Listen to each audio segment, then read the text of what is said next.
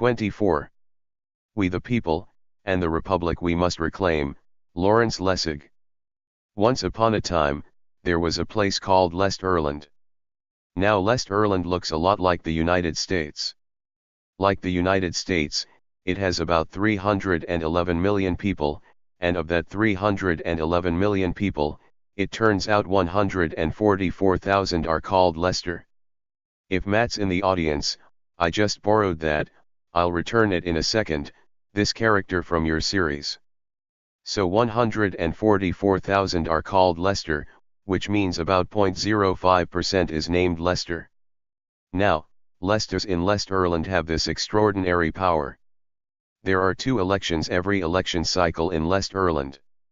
One is called the general election. The other is called the Lester election. And in the general election, it's the citizens who get to vote, but in the Lester election, it's the Lesters who get to vote. And here's the trick. In order to run in the general election, you must do extremely well in the Lester election. You don't necessarily have to win, but you must do extremely well. Now, what can we say about democracy in Lest-Irland? What we can say, number 1, as the Supreme Court said in Citizens United, that people have the ultimate influence over elected officials, because, after all, there is a general election, but only after the Lesters have had their way with the candidates who wish to run in the general election.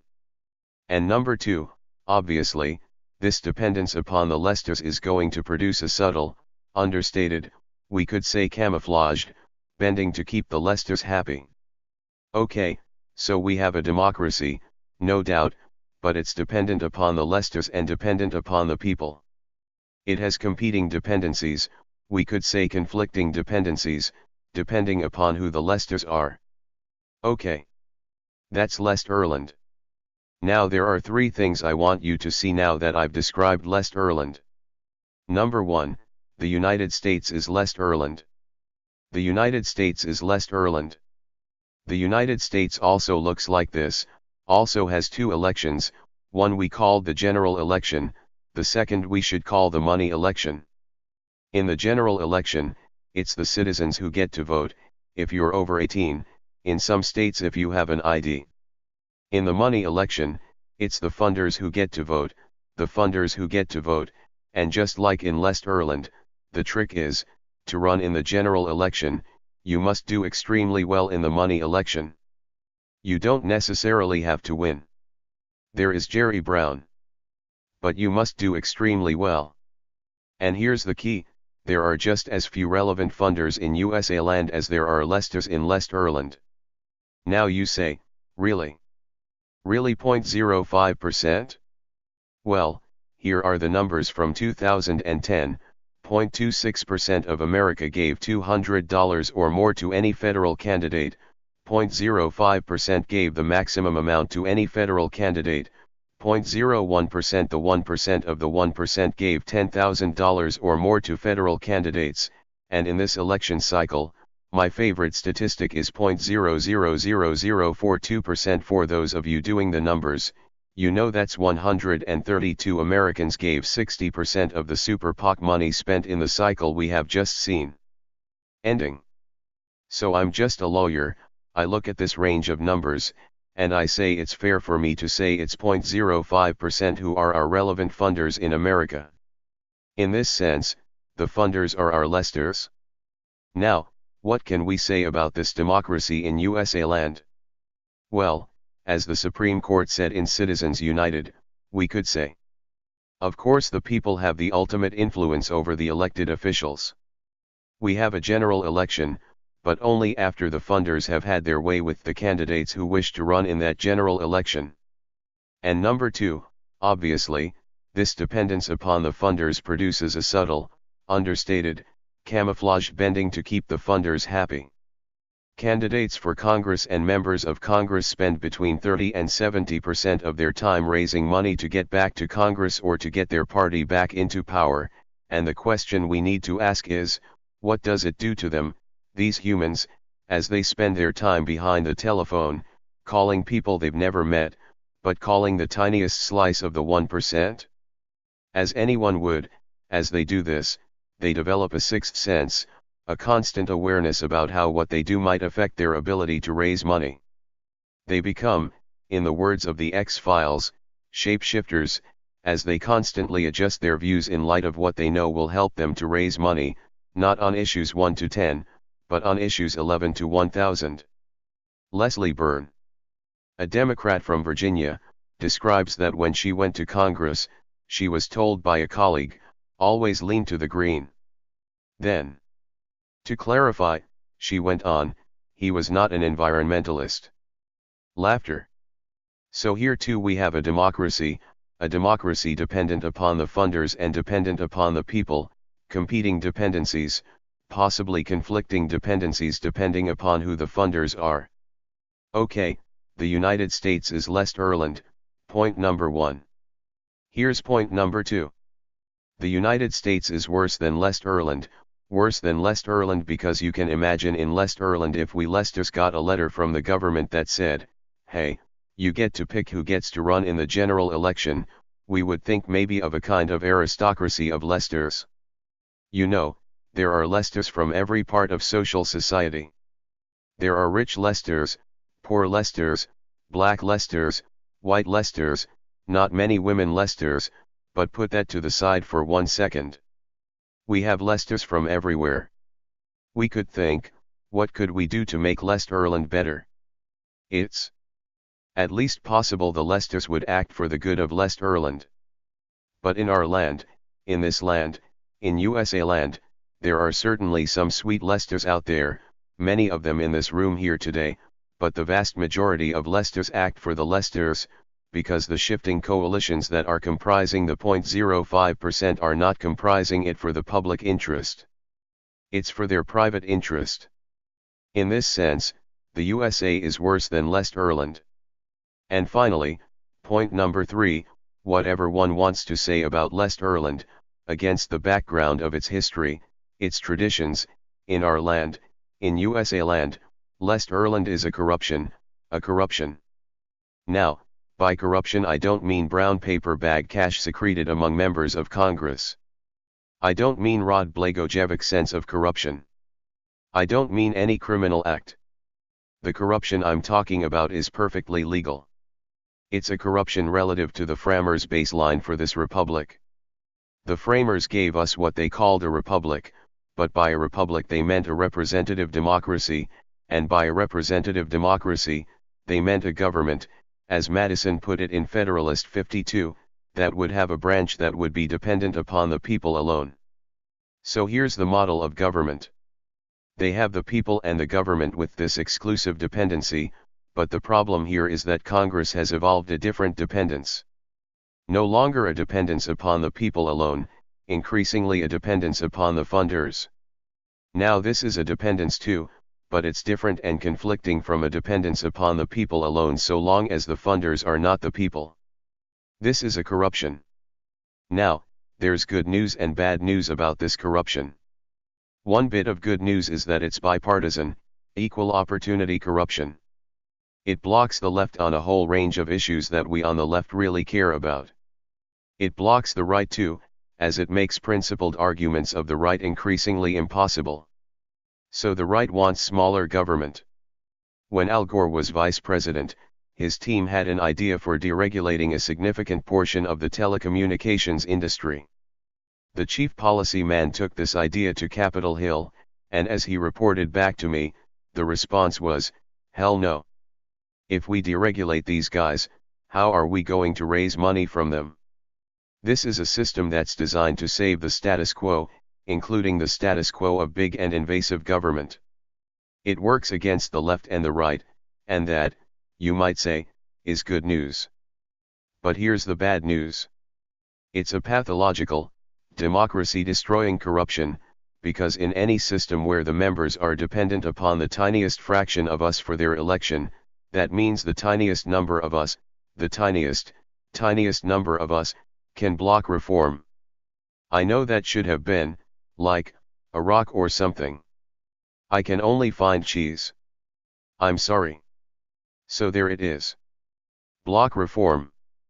Because there is an economy here, an economy of influence, an economy with lobbyists at the center which feeds on polarization. It feeds on dysfunction. The worse that it is for us, the better that it is for this fundraising. Henry David Thoreau, there are 1,000 hacking at the branches of evil to one who is striking at the root. This is the root. Okay, now, every single one of you knows this. You couldn't be here if you didn't know this, yet you ignore it? You ignore it? This is an impossible problem. You focus on the possible problems, like eradicating polio from the world, or taking an image of every single street across the globe, or building the first real universal translator, or building a fusion factory in your garage. These are the manageable problems, so you ignore laughter, applause, so you ignore this corruption. But we cannot ignore this corruption anymore.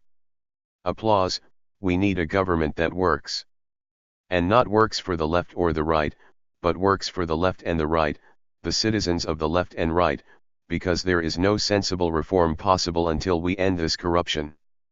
So I want you to take hold, to grab the issue you care the most about. Climate change is mine, but it might be financial reform or a simpler tax system or inequality. Grab that issue, sit it down in front of you, look straight in its eyes. And tell it there is no Christmas this year. There will never be a Christmas. We will never get your issue solved until we fix this issue first. So it's not that mine is the most important issue. It's not. Yours is the most important issue, but mine is the first issue, the issue we have to solve before we get to fix the issues you care about. No sensible reform, and we cannot afford a world, a future, with no sensible reform. Okay. So how do we do it? Turns out, the analytics here are easy, simple. If the problem is members spending an extraordinary amount of time fundraising from the tiniest slice of America, the solution is to have them spend less time fundraising but fundraise from a wider slice of Americans, to spread it out, to spread the funder influence so that we restore the idea of dependence upon the people alone. And to do this does not require a constitutional amendment, changing the First Amendment. To do this would require a single statute, a statute establishing what we think of as small dollar funded elections, a statute of citizen funded campaigns, and there's any number of these proposals out there: Fair Elections Now Act, the American Anti-Corruption Act, an idea in my book that I call the Grant and Franklin Project to give vouchers to people to fund elections. An idea of John Sarbanes called the Grassroots Democracy Act. Each of these would fix this corruption by spreading out the influence of funders to all of us. The analytics are easy here. It's the politics that's hard, indeed impossibly hard, because this reform would shrink K Street, and Capitol Hill, as Congressman Jim Cooper, a Democrat from Tennessee, put it, has become a farm league for K Street, a farm league for K Street. Members and staffers and bureaucrats have an increasingly common business model in their head, a business model focused on their life after government, their life as lobbyists. 50% of the Senate between 1998 and 2004 left to become lobbyists, 42% of the House. Those numbers have only gone up, and as United Republic calculated last April, the average increase in salary for those who they tracked was 1,452%. So it's fair to ask, how is it possible for them to change this? Now I get this skepticism. I get this cynicism. I get this sense of impossibility. But I don't buy it. This is a solvable issue. If you think about the issues our parents tried to solve in the 20th century, issues like racism or sexism, or the issue that we've been fighting in this century, homophobia, those are hard issues. You don't wake up one day no longer a racist. It takes generations to tear that intuition, that DNA, out of the soul of a people. But this is a problem of just incentives, just incentives. Change the incentives, and the behavior changes, and the states that have adopted small dollar funded systems have seen overnight a change in the practice. When Connecticut adopted the system, in the very first year, 78% of elected representatives gave up large contributions and took small contributions only. It's solvable, not by being a Democrat, not by being a Republican. It's solvable by being citizens, by being citizens, by being Teddy's. Because if you want to kickstart reform, look. I could kickstart reform at half the price of fixing energy policy. I could give you back a republic. Okay. But even if you're not yet with me, even if you believe this is impossible, what the 5 years since I spoke at TED has taught me as I've spoken about this issue again and again is, even if you think it's impossible, that is irrelevant. Irrelevant. I spoke at Dartmouth once, and a woman stood up after I spoke, I write in my book, and she said to me, "Professor, you've convinced me this is hopeless." Hopeless. There's nothing we can do. When she said that, I scrambled. I tried to think, how do I respond to that hopelessness? What is that sense of hopelessness? And what hit me was an image of my 6-year-old son. And I imagined a doctor coming to me and saying, "Your son has terminal brain cancer, and there's nothing you can do." Nothing you can do.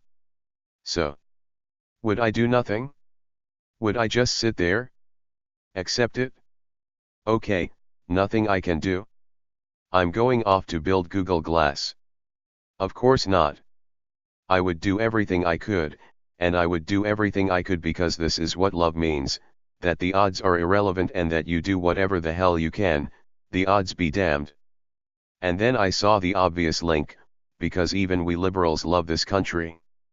And so when the pundits and the politicians say that change is impossible, what this love of country says back is, that's just irrelevant. We lose something dear, something everyone in this room loves and cherishes, if we lose this republic, and so we act with everything we can to prove these pundits wrong. So here's my question, do you have that love? Do you have that love? Because if you do, then what the hell are you, what the hell are we doing? When Ben Franklin was carried from the Constitutional Convention in September of 1787, he was stopped in the street by a woman who said, "Mr. Franklin, what have you wrought?" Franklin said, "A republic, madam, if you can keep it." A republic. A representative democracy. A government dependent upon the people alone. We have lost that republic. All of us have to act to get it back. Thank you very much. Thank you. Thank you. Thank you.